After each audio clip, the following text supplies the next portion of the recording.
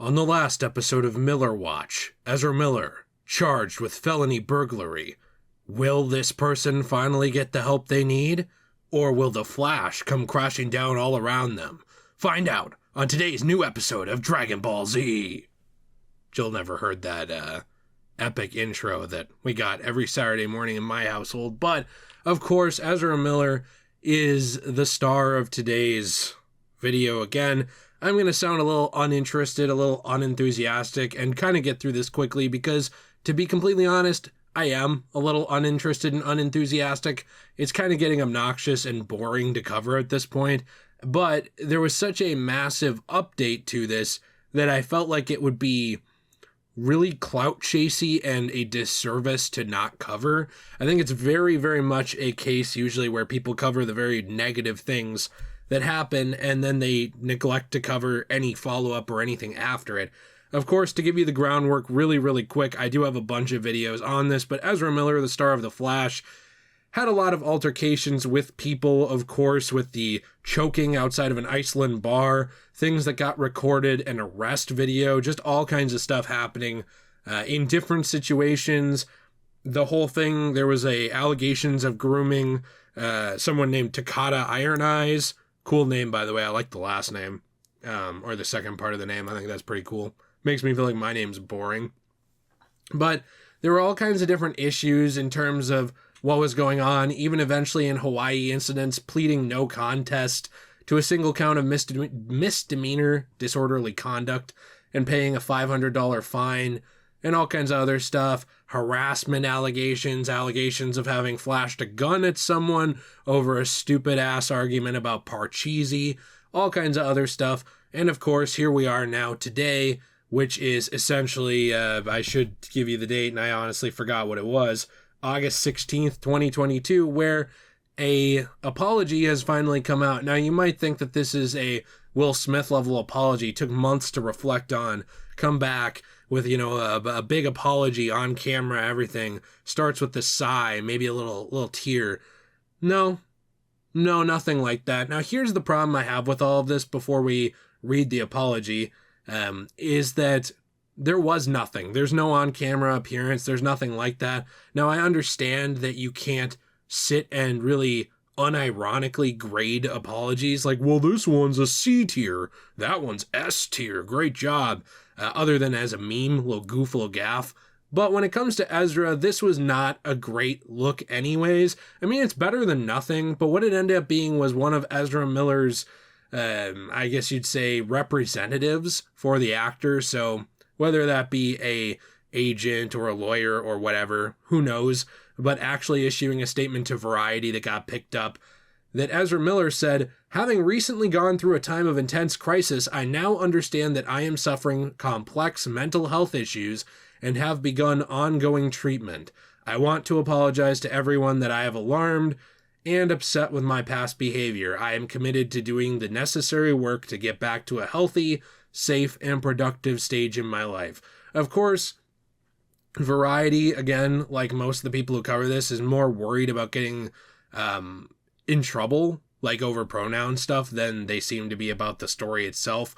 Because every time you read one of Variety's pieces, they can never just call Ezra Miller they have to make a whole ass paragraph talking about that kind of thing, essentially. It's just bizarre to me what people have made this story about. Some people have made this story on one side about how mentally ill people are and how people with certain preferences are bad and icky and gross and evil. And people on the other side have made it like a thing where it's like you can't talk about it because of that stuff. I literally saw a tweet today, which I am not going to post here because someone could just search it up and then harass this person. And it is not an article writer. It's just a person tweeting about and getting traction off of a whole thing about how Ezra Miller and Amber Heard are both victims, and the only reason people threw them under the bus is because of being LGBTQ and stuff. That attitude is still floating around. This kind of stuff, right? Like I'm in this camp, therefore I have to side with everything. That kind of stuff is why I don't care anymore about this, right? It's annoying, obnoxious. I actually have a brain. I actually think. Like, I don't think like white straight people represent me because they don't. But A lot of people still think that way on both sides of this issue. It's obnoxious, though, because who knows if this apology is real or not? I don't know. I find it annoying because no matter whether the apology is real or not, it wasn't even this person. It was just a representative. It wasn't Ezra Miller. Like, they didn't go to the Variety and show up at the door or call in over the phone and be like, hello, I am Ezra Miller. I have a statement. Here's what I'm going to say. I'm getting help now. Thank you. Bye. It wasn't even that. You can't even be bothered to do that. It's a representative. I guess I just find this stuff sad and a little ridiculous. If you're actually getting help, good. 100% good on you.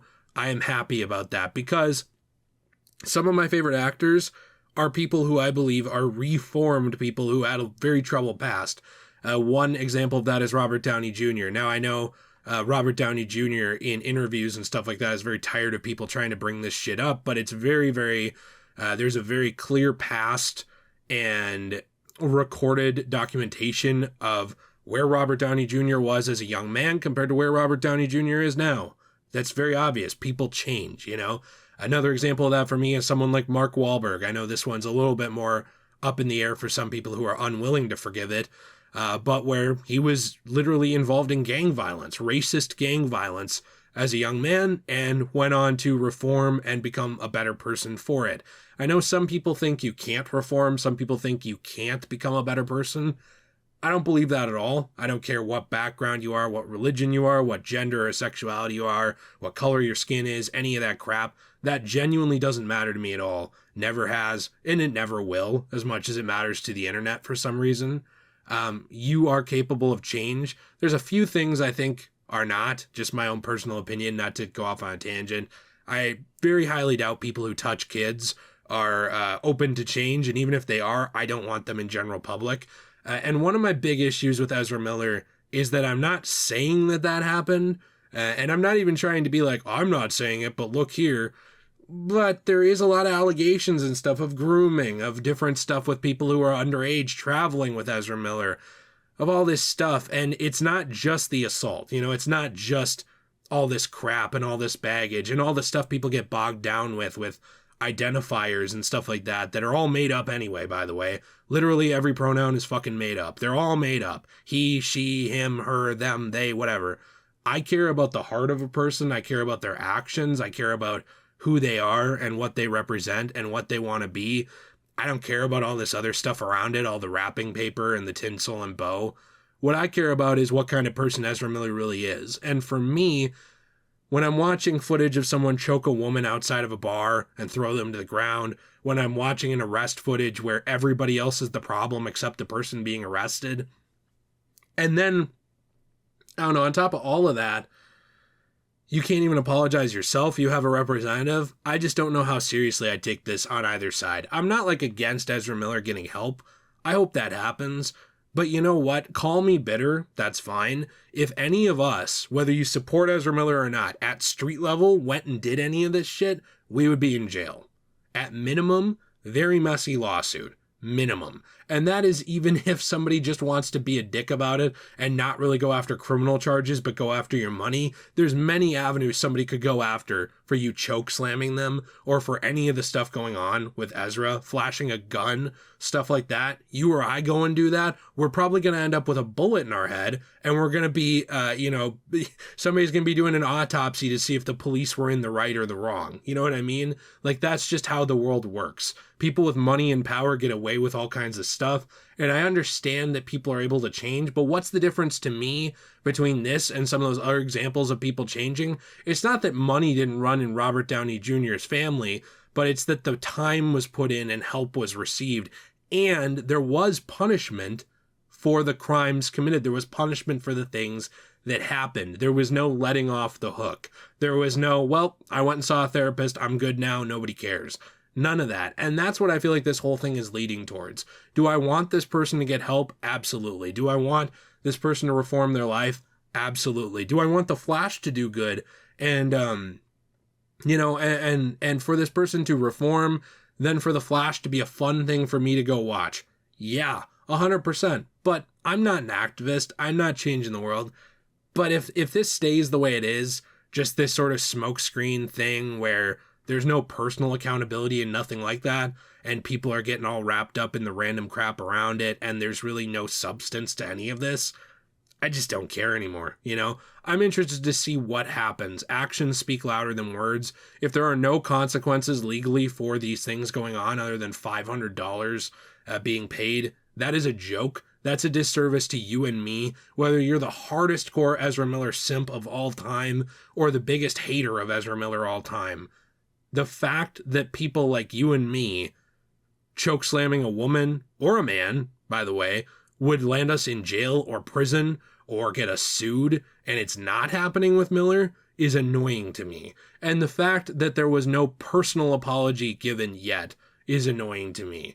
I hope this just stops, you know? Like, I hope that the next time we talk about this, it's like, Ezra Miller's in a great place and a really nice person now, and there were mental issues going on, but meds have been given, therapy was sought, and this person did this community outreach thing to try and give back to the people they hurt or something. Cool. That's what I hope for.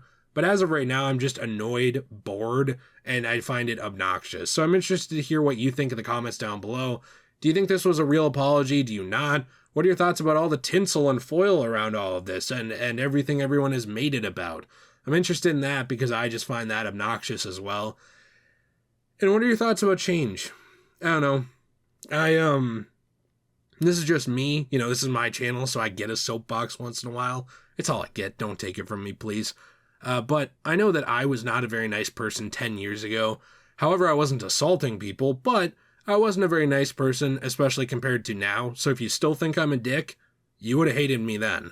I do believe people can change and get through stuff, but actions speak louder than words, and all of the actions I've seen have spoken pretty loudly to me so far. So I'm interested in your thoughts. Please be sure to leave a like and subscribe for more content down below. I appreciate you very, very much. I'm not unenthusiastic to make content for you guys. I'm just unenthusiastic about this topic.